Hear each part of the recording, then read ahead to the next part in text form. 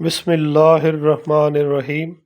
ایک روز صبح کے وقت سلطان محمود نے اراکین سلطنت کی عقل و فہم کا امتحان کرنے کے لیے خزانہ شاہی سے ایک موتی نکالا اور سب سے پہلے وزیر کے ہاتھ میں دے کر اس سے دریافت کیا کہ یہ موتی کتنے دام میں فروخت ہوگا۔ وزیر نے عرض کیا، حضور، یہ موتی تو بہت ہی بیش قیمت ہے، سونے سے لدے ہوئے 200 گدوں سے بھی اس کی قیمت زیادہ ہے۔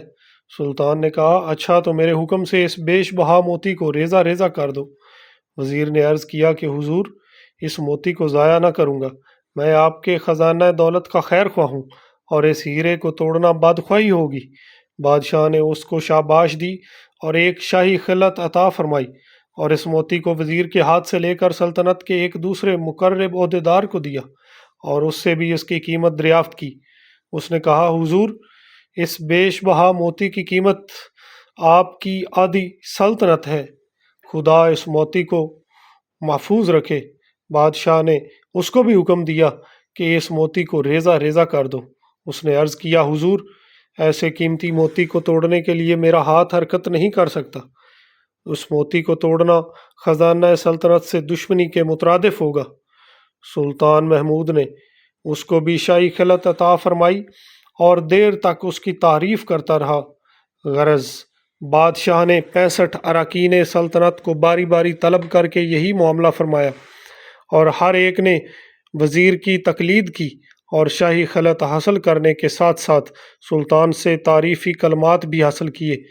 بادشاہ جب سب کا امتحان کر چکا اور انعامات دے چکا تو آخر میں ایاز کو طلب کیا اور موتی اس کے ہاتھ پر رکھ کر کہا کہ اے ایاز، ہر ایک نے اس موتی کو دیکھا، تو بھی اس کی شعاؤں اور چمک کو دیکھ لے اور غور کر کے بتا کہ اس کی کیا قیمت ہوگی۔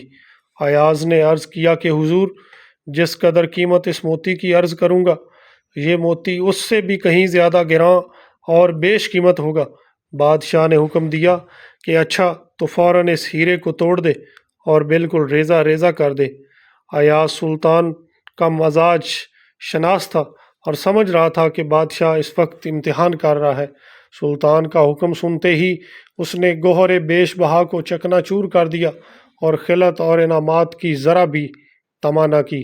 جیسے ہی ایاز نے وہ بیش بہا موتی توڑا، تمام اراکین سلطنت میں شور برپا کر دیا اور دیوان خاص میں ایک ہنگامہ مچ گیا۔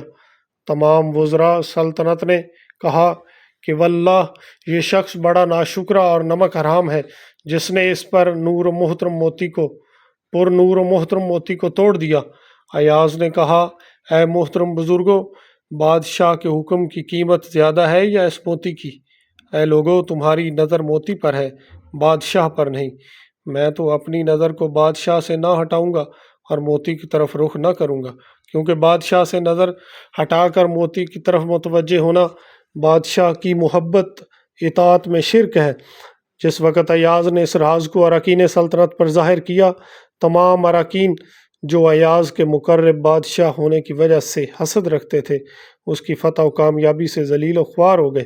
اس واقعہ سے معلوم ہوا کہ اگر اللہ تعالیٰ اور اس کے رسول صلی اللہ علیہ وسلم کی سچی محبت ہمارے دل میں پیدا ہو جائے تو موتی کی طرح ساری دنیا کو توڑ کر اللہ تعالیٰ اور اس کے رسول صلی اللہ علیہ وسلم کے کسی حکم کو بچانا آسان ہوگا۔ یہی وہ محبت ہے۔